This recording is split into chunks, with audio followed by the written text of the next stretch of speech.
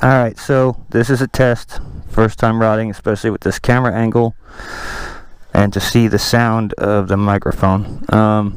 Looks like it's getting ready to rain. We'll see. But we are leaving Chateau de Leoni. I don't know if I like this camera angle. I might have to switch it back and close my visor here. The sound probably changed just from closing the visor. It's unfortunate, but it's raining. So, cows. Got some horses up here. There they are, way in the back. I'm not sure what kind they are. I see them out here often. Lots of corn. And we're coming up into Gerbese.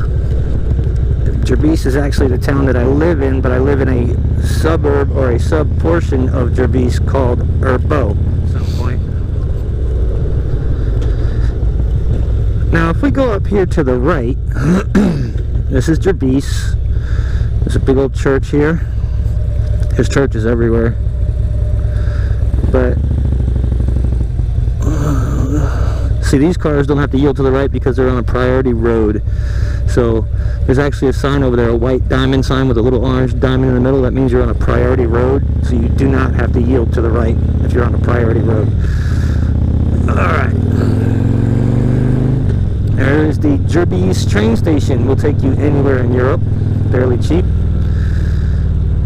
And here we go with I'll open my visor back up. Here we go with the good old European traffic.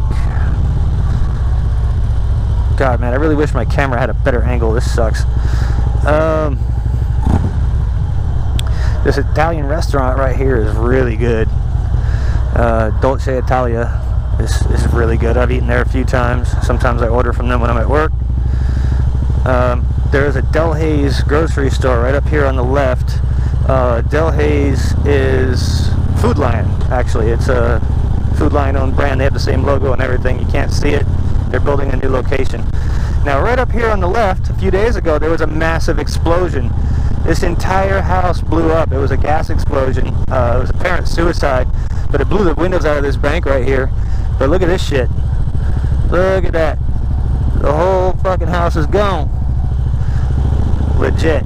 And I ride this to work every day. You saw as I just came out of the house, out of the neighborhood. This is the road I have to take to work. So the cops don't pull you over for speeding. What they do instead is set up these bullshit little cameras like this one right here in this 30-kilometer-an-hour zone. There it is, right there. Little bullshit camera. And if you're going 31 kilometers an hour, you get a ticket for speeding over a 30-kilometer-an-hour zone. That's how shitty that is. But you don't get pulled over for speeding. I've flown down this road at like 120 a few times, and they don't pull you over. The cops will just wave at you even. The only time you get a ticket is from one of those stationary cameras. Now they've got that one there as a setup one, but once you get onto like the highway, they have permanent ones. The funny thing about those is they have to warn you.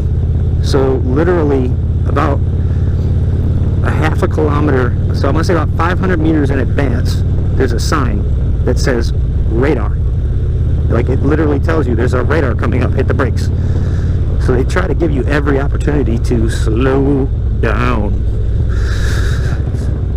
Right now we're going to go ahead and head to downtown Mons, just briefly. Figure I'll get a nice cold beverage, turn around and go back, check out maybe Chateau d'Atry. If I don't do that today, then we'll do that another time, because I mean it's 4:47 p.m. and honestly I just like to get home and just throw my feet up and relax a bit on average. So up here you'll see this big wooden structure. It was built by some college students as a artistic entrance to the city. And there's a big giant church right here. It's the Church of Leopold I. He was the first ruler of Belgium, I guess. And there's a statue of him out on the other side of the church. But this church was built sometime back in the 1300s, I believe it was, 13 or 1400s. And it's a pretty massive church, pretty big. I'm not going to go around the whole thing, but now we're making our way into the Grand Place, or the center square of the city, where I'm going to go have a beer. So, and while I'm doing that, I'm going to go ahead and fix my microphone box that's fucking up on my helmet here. Cobblestone sucks when it's wet, by the way, so that's why I'm going extremely slow. But this is the Grand Place, and I can just go ahead and pull right up in here and say fuck all these jokers. So over there where those gentlemen are standing, well, and lady apparently, there's an iron monkey stuck on the wall. Legend has it that couples are supposed to go over there and you're supposed to pet the iron monkey with your left or right hand only. I can't remember which, but I don't know, you're supposed to pet the monkey and it's supposed to bring you good luck and good fortune. But here we are in downtown Mons. This is the Grand Place. In 2015 it was rated the most beautiful grand center of any European city. All of these buildings, believe it or not, are really old. Some of them, like these ones we're looking at, were renovated obviously in recent times, but this building here was built back in the 1400s, and it's actually the mayor's residence, and it's the town hall, the center hall. So definitely pretty cool. Anyway, let me go grab a beer. Time to stop. Alright, so here we go again for round 2, leaving the Grand Place, since I've just enjoyed a nice ice cold Belgian beverage. Okay, yep. Alright, so again, leaving the Grand Place. Let's continue to do some exploring, huh? So there's the iron monkey right there. Not sure which way to go here because there's a lot of ways to exit the city. More scenic is, well, I don't know. Let's go this way. Alright. And yes, because I'm on a motorcycle, I can go this way. And it's lovely. Scare these little pigeons away. Alright.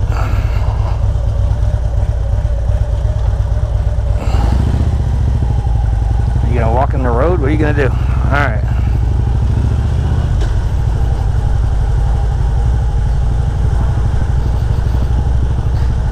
Cool little bar right here called O Pub.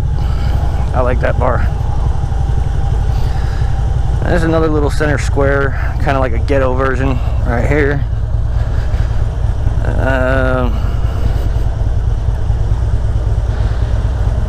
Let's see. Alright. Fuck. I hate cobblestone, especially when it's wet. Okay, back to blacktop. There's the parking garage that I never use anymore because I'm on a motorcycle. Oh, popping. Pop, lock, and drop it.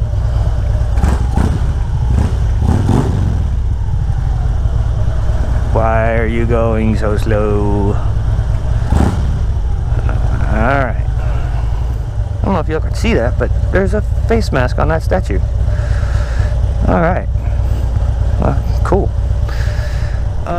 There is a lot of good riding out here, so I want to make videos riding around and showing different things, and showing especially the medieval, what's left of, you know, medieval times. There's a lot of castles and chateaus, and I had visited a chateau back in April. It was Chateau d'Atry, which we're going to go ahead and ride out to it just to get a view from the outside.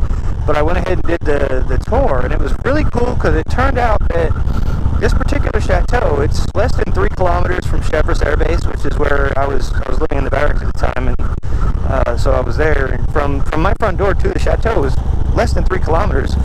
And it turns out when I went on the tour that this particular chateau was a hunting season favorite of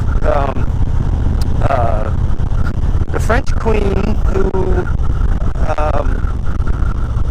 got herself beheaded. I don't know why the name is slipping. Marie Antoinette. There you go, Queen Marie Antoinette. So she was married to Louis 14th, and they were both beheaded for treason. But prior to that, Queen Marie actually liked to visit Chateau d'Atry quite often. She has her own room in that chateau, which they still maintain to this day. No one has slept in that bed since the last she did. And they tell you all this stuff in the tour, and it's actually really cool to see. They have like her dresses in there and stuff, and she would go there to hunt and to shoot for sport. They do like skeet shooting, and they had a lot of like different shooting activities at the chateau during that time. It was something that, you know, aristocrats, nobles, and kings and queens actually enjoyed doing. So she vacationed there often, and it's pretty wild. I didn't know that. I found out during that tour that she had gotten beheaded, and I want to say it was like 1692 or 1693. She was beheaded in Paris, where the location where she was beheaded is now like a modern day, like a major tourist, like a square, like it's a town square. Obviously the gallows isn't there anymore, and it was just really interesting to learn that stuff. That was kind of cool. So that's the kind of stuff I want to do with this video log stuff. I want to go like visit really cool historical sites and catch it on camera for folks to see that, you know, might enjoy it as much as I do. I love medieval times, kings, queens, castles, nobles, aristocrats, dukes and duchesses and lords and ladies, and you know, that whole medieval times is just something that I thoroughly enjoy learning about and looking at, and it's something that you know, I learned about. I've been watching the show The Rain on Netflix. It's a pretty cool show, obviously Hollywoodized, and you know, I was looking into it, and it was Queen Marie of Scotland marries Prince Francis of France, whose father was King Henry. And obviously they Hollywoodized the heck out of it, but I thought it was really cool to watch that show, and as soon as I started watching it, I was like, oh, I gotta look into this. This is cool. So I started to look into Queen Mary and King Henry, and learned a few things. Like, for instance, the castle in the show is not the actual castle in which they lived. They lived in a castle just southeast of France, a few miles, not France, excuse me, Paris, a few miles. And it was a chateau, not a castle, so it was more of a house than a castle. Now the castle you see in the show is it's a castle in Ireland, of all places. So I don't know why the show picked that castle, maybe just because of the look or the lore, whatever, but they did it specifically for Hollywood purposes, essentially. So see how I just skipped all that traffic? I love it. I'm not going to do it right here though, because we're in a bend. And now this guy's going left, so whoops. Man, look at these guys. You see this? So you'll see them do all kinds of weird illegal shit because they don't care. And there's no such thing as an illegal U-turn, because over here a public road is a public road, and you are allowed to use said public road in all the glorious aspects of it. From grass to grass on either side of the road, you can pretty much drive however you want. It's interesting, to say the least. This guy moved over for me, so I'm going to go ahead and pass. And you'll see a lot of these vehicles will actually move over. See if this guy does. He's moving over slowly. Yep, there he goes. Let me close this for the wind. And I know you get a lot of wind noise. I was able to notice that from the last portion of the video, to where there was a lot of wind noise when I had the visor open. So I'll have to figure out something with that. I'm not entirely sure how to fix that. But like I said, it's going to be experimentation, you know, trial and error, essentially. I noticed that my voice sounds like I'm entirely too close to the microphone. Again, something I don't know how to fix, because, well, the front of the helmet is less than an inch from my mouth. And, I mean, granted, I've got this microphone I have is a very, very tiny lapel microphone. It does have a windscreen, like a wind protector over it. Maybe not the best kind, it's just one of those cotton balls, but maybe there's something else I could put over it that would help mitigate the sound. As you can see here, the roads are really bad. These roads are literally like they just paved over cobblestone, so as the cobblestone erodes and moves around underneath, so does the pavement. So there's a lot of, especially this road right here, this road is called Rue de Haut. It's the main road that it goes from pretty much downtown Mons to Chevreuse. Well, it goes well past. It goes all the way up to Tournai and into France. I mean, actually, France, you know, from where I am right now, the border of France isn't but 40 minutes straight forward. I can be in Lille in about 45 minutes. Paris is like 2.5 hours away. So that's a interesting fun fact for y'all. You see all these bumps? I've already got a dent in my front rim from hitting one of these potholes or bumps. I don't know which. It's one of them. Pardon me, I'm making sure there's no water on the lens here. But my front rim's got a dent, and I mean, it's not a big dent. It's not enough to cause any kind of damage. I took it to the bike shop. The guy says, don't worry about it, it's nothing. It's not gonna, you know, going into curves, your tire's not gonna flex into it and pop out or anything. And I said, are you sure? And he was like, yeah, it's not enough of a dent. It's just a small curve, like a small it's a small little bend in the lip of the rim. But I was still pretty upset about it. And it's because of these crap roads. Now right here at this intersection, there is 2 huge bumps. So I always try, if there's no one coming from the right here, I swerve around it. Right there.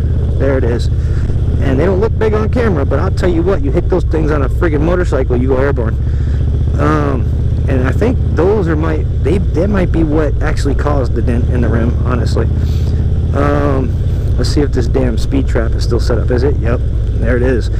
So we've got these speed traps. Once again, here's this camera. I'm looking right at it. And if you're going 31 kilometers an hour or over, it takes your fucking picture. And it's 50 euro per kilometer an hour over the limit. So if it's a 30 kilometer zone and you're going 35, that right there is going to cost you a cool 250 euro, which is over 300 US dollars at the current moment with the current conversion rate. Something that is pretty shitty, especially when most Americans are accustomed to going 10 over. Like, oh, you won't get pulled over at 10 over. Yeah, that's cool and all, but you get caught by a camera, that's 500 euro. It's just like $700. It's a whole lot of money. Here we are coming up on the blown up house again, right next to the funeral home too, go figure. All blowed up.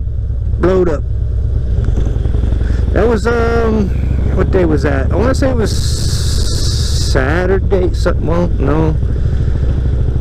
It was either Sunday or Monday. It was one of those 2 days. I can't remember which, but it was so random. So I have to drive this every day to go to work. My house is up here on the left, and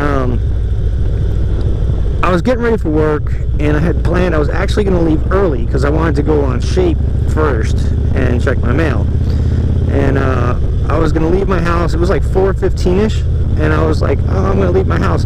And randomly, by the grace of God, I had a call of nature, and so I sat my butt down on the throne.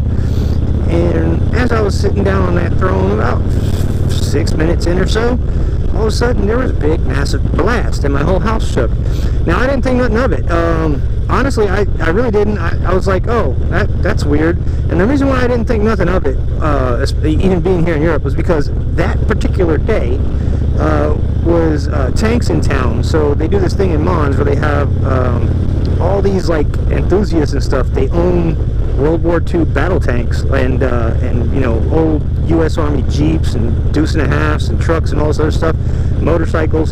So they have all these World War II vehicles and they roll them into town. And I thought, while I was sitting there on the John contemplating life before going to work and wondering why all of a sudden I had this massive call of nature, I was like, well, maybe that has something to do with tanks in town. Maybe they're firing blank rounds from the tanks. I don't know. But it was only one, so I was like, well, that wouldn't make any sense either, would it? I don't know. So anyway, I ended up having to go to work. Now, I don't have to be to work till 6, but I always get there about 30 minutes early just to make sure, sign in, you know, get everything ready.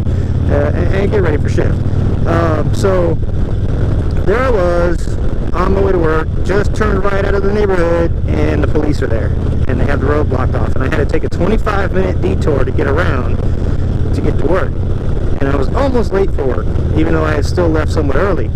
And I got there, and as soon as I got to work, now I work with Belgian police every day. We have Belgian police that share the office with us. So as soon as I got there, I asked them, I was like, hey, so I heard an explosion, and then when I was coming through Jabis, there was all these cops. Do you know anything about that? And the one guy goes, yeah, man, he was like, it was a suicide attempt. Apparently, this guy, he turned on he had a gas stove in the house, and he turned on all the burners on high, and then he lit a candle at the table and just sat at the table and like waited. So apparently that's what happened. But he injured 7 other people that had to go to the hospital. I don't know if anyone died. They didn't say if there was any deaths. They didn't even say if the guy that did it died. They did say he was still missing. So that I could understand, because he probably blew himself to oblivion. I mean, big natural gas fire like that, big explosion, that's pretty intense. And Gillingang. Okay. Here we go. Dude fucking knocked a scooter up at the train station. That is classic right there. Yeah, see, these are all U.S. government houses. It's like they tried to build Belgian style. Like, what the fuck? They tried, I guess.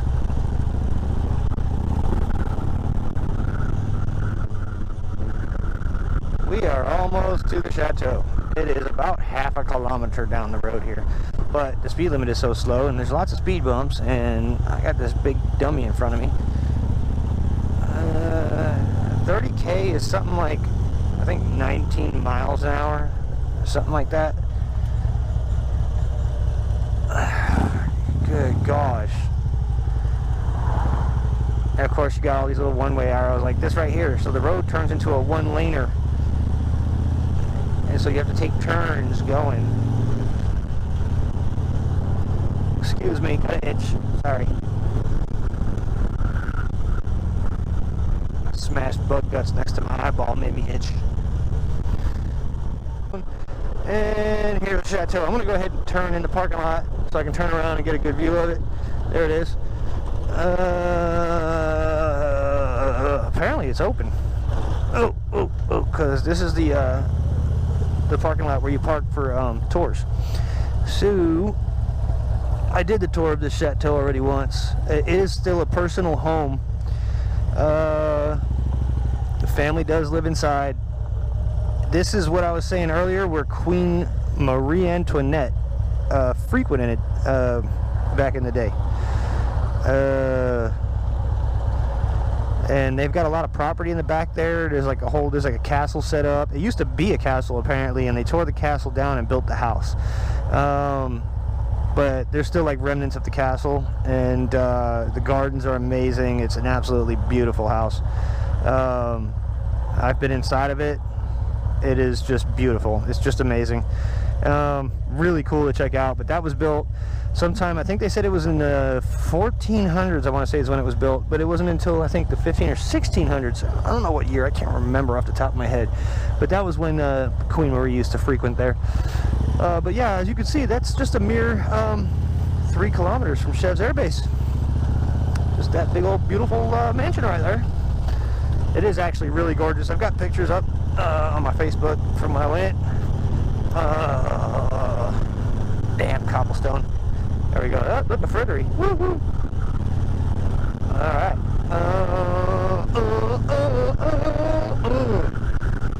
Alright, so we'll head back home now. I'm going to stop and get some gasolina. Apparently I've got priority, but this dickhead seems to think he does.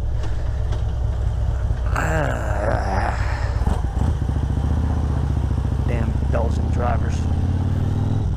I don't know what the fuck flag that is.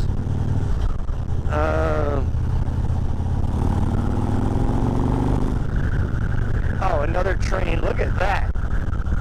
There was another train coming. Oh. Let's go on back home. Have us some butter. How about that one?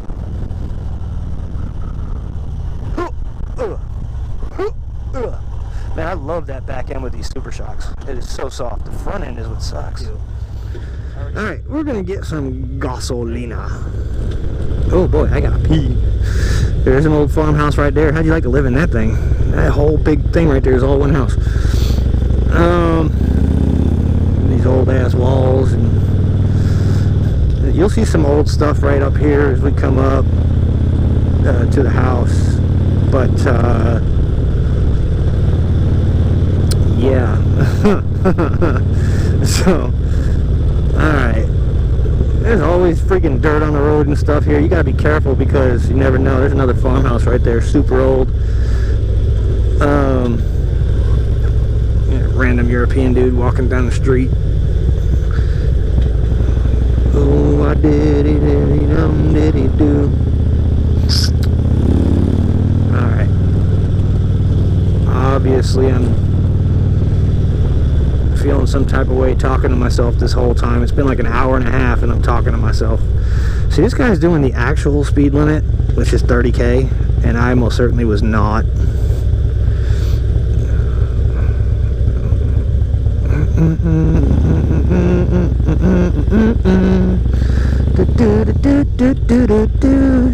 Alright, so these are here's these roads I was talking about right here.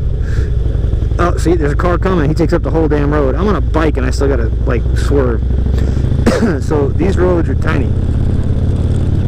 I think I see a scooter coming. That or it's a bike. Four-wheeler. Looks like a four-wheeler. Nope, that's a scooter. Looked like a four-wheeler from the side. Don't you dare wave at me. Alright. Nothing that way, nothing that way. See, it's all farms. This is all corn. He just harvested it all because it was a whole field of corn like 2 days ago. So like you couldn't see the other side of the road as it curves right here. And you'll see right here what I'm talking about. Like there's these big drop-offs on either side. So like right there's a big old ditch. And then, ooh, I can smell that manure. Oh yeah. And you'll see like spots of horse shit in the road too, because people ride their horses and their horses just shit everywhere. You see the big old ditch right there. So there's no way that you could swerve off the road. If I was in my F-150 coming up here, there is no way. None.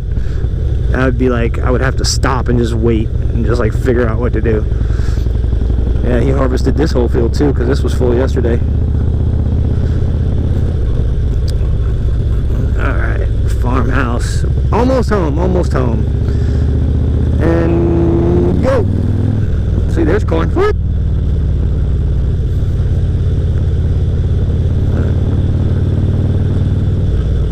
No.